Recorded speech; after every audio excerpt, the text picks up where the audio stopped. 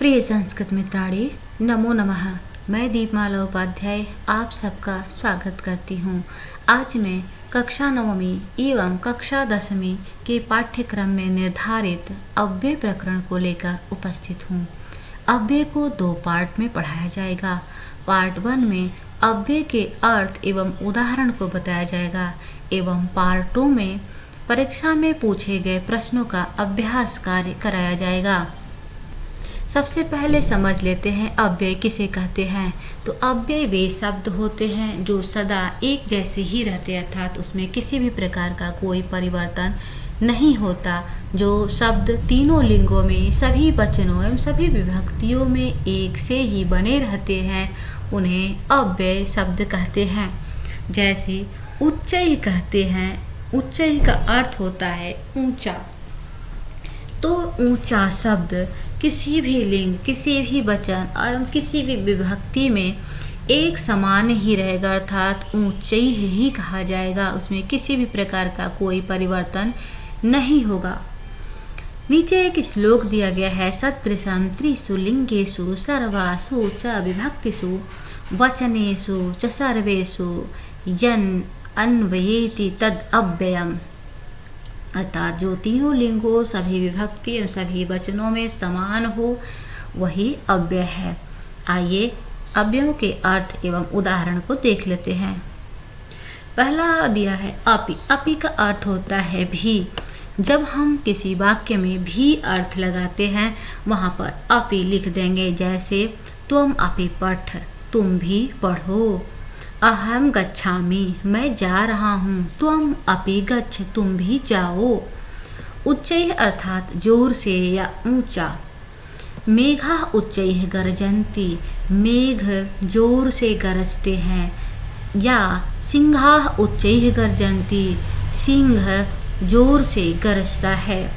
इतस्ततः मतलब इधर उधर, अर्थात वानराः इतस्ततः कूर्दन्ति, बंदर इधर उधर कूदते हैं। या कुक्कुराः इतस्ततः भ्रमन्ति, कुत्ते इधर उधर घूमते हैं। इदानीं मतलब अभी। इदानीं अहं पठिष्यामि, अभी मैं पढ़ूंगा। इदानीं अहं गच्छामि, मैं अभी जा रहा हूँ। अत्र तत्र मतलब यहाँ वहाँ, इसे हम युग्म अव्यय कहते हैं, यानी जो दो साथ में हो। यहाँ वहाँ कृपया, अत्र तत्र मा करो, इधर उधर मत करो। अत्र तत्र मा भ्रम, इधर उधर मत घूमो। सहसा अर्थात अचानक। सहसा रामः अवदत्, अचानक राम बोला। अधुना मतलब अभी, इस समय, अर्थात यह समय का बोधक अव्यय है। त्वम अधुना संस्कृतं पठ, तुम अब संस्कृत पढ़ो। अधुना त्वम खाद, तुम अब खाओ। वृथा मतलब व्यर्थ में, निरर्थक। यूयं वृथा मा भ्रमत, तुम सब बिना मतलब के मत घूमो। त्वम वृथा मा वद, तुम बिना मतलब का अनावश्यक मत बोलो। च मतलब और, जहाँ भी हम और शब्द का प्रयोग करेंगे वहाँ पर च लिख देंगे। जैसे राम श्याम च गृहं गच्छतः, राम और श्याम घर जाता है। अद्य मतलब आज होगा। अद्य रविवासरः, अद्य सोमवासरः, अद्य शनिवासरः अस्ति। शनैः मतलब धीरे धीरे। उद्याने वृद्धाः शनैः शनैः चलन्ति, धीरे धीरे चलता है। कदा मतलब कब। रामः कदा गमिष्यति, राम कब जाएगा। कुतः कदा समय बोधक है, प्रश्नवाचक बोधक। जब भी प्रश्नवाचक चिन्ह लगा हो तो हमें वहाँ पर प्रश्नवाचक जो अव्यय होंगे उन्हें देखना होगा। तो राम कब जाएगा। कुतः यह भी प्रश्नवाचक अव्यय है, कहाँ से या किधर से। भवान कुतः गमिष्यति, आप कहाँ से जाएंगे। गंगा कुतः निर्गच्छति, गंगा कहाँ से निकलती है। यत्र कुत्र, यहाँ भी 2 आए हैं अव्यय। जहाँ कहा यत्र कृष्णः कुत्र पराजय, जहाँ पर कृष्ण है वहाँ पराजय कहाँ। संप्रति मतलब अब, हाल में या इस समय अर्थ होगा।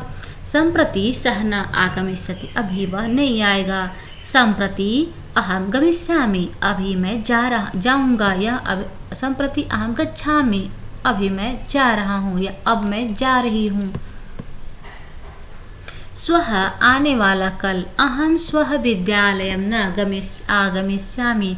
ध्यान रखिएगा, स्वः के साथ लिट लकार का प्रयोग होता है, आगमिष्यामि होगा।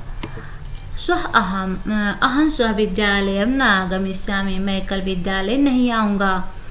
यह मतलब बीता हुआ कल, और यह के साथ लंग लकार का प्रयोग किया जाता है। यह त्वम कुत्र आसी ही, कल तुम कहाँ थे।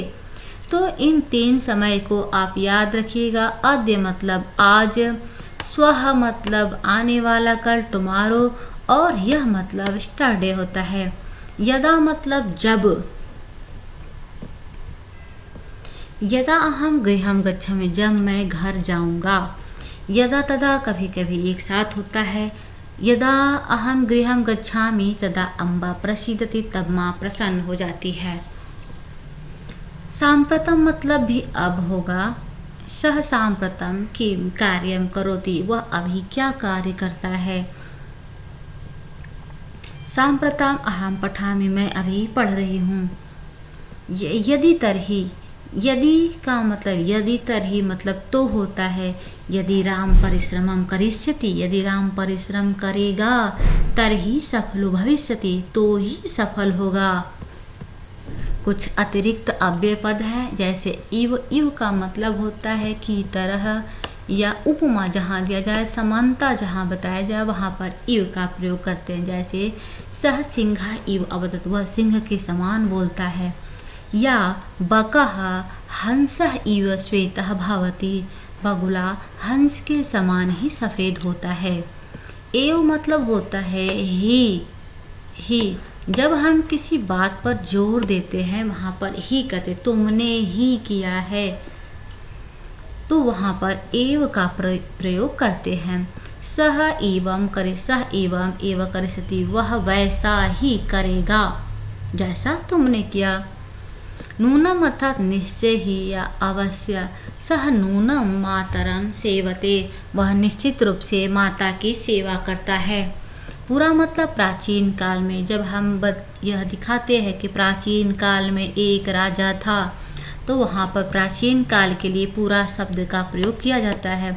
पूरा अशोक नाम नृपति आसीत, यथा तथा अर्थात जैसा वैसा। यथा कर्म तथा फलम, जैसा कर्म वैसा फल। यथा राजा तथा प्रजा। बिना अर्थात बगैर या सिवा। पुस्तकम बिना कथम पठिष्यसि, पुस्तक के बिना कैसे पढ़ोगे। बिना अर्थात अलावा। इति मतलब किसी के द्वारा बोले गए शब्द को उसी प्रकार से कह देना। या फिर जब हम दिखाते हैं कि यहाँ पर ऐसी की समाप्ति हो गई है, उपसंहार जब दिखाते हैं, वहाँ भी इति का प्रयोग किया जाता है। माँ का अर्थ होगा मत या मना करने के अर्थ में, जैसे त्वम मा वद, तुम मत बोलो। वृथा अधिकम मा वद, कोलाहलम मा करो, कोलाहल मत करो। मना करने के अर्थ में माँ का प्रयोग किया जाता है। यदा कदा मतलब जब कब। अहम यदा कदा इव दिल्ली नगरम गच्छामि, मैं जब कभी भी दिल्ली नगर जाता हूँ। यावत मतलब जब तक और जहाँ तक। यावत अहम पठामि, जैसे मैं पढ़ना शुरू करता हूँ, तावत त्वम शयनम करो। तावत यावत अहम पठामि, जब तक मैं पढ़ता हूँ तब तक तुम शयनम करो, तब तक तुम सो जाते हो। बहि मतलब बाहर। बहि शब्द के साथ पंचमी विभक्ति का प्रयोग होता था। जिसके बाहर हो वहाँ हम अपादान कारक पंचमी का प्रयोग करते हैं। जैसे ग्रामात बहि देवालयम अस्ति, इसे उपपद विभक्ति में भी पढ़ाया गया है। कदापि अर्थात कभी कभी, कभी या किसी समय। अहम कदापि असत्यम न वदिष्यामि, मैं कभी भी असत्य नहीं बोलता हूँ।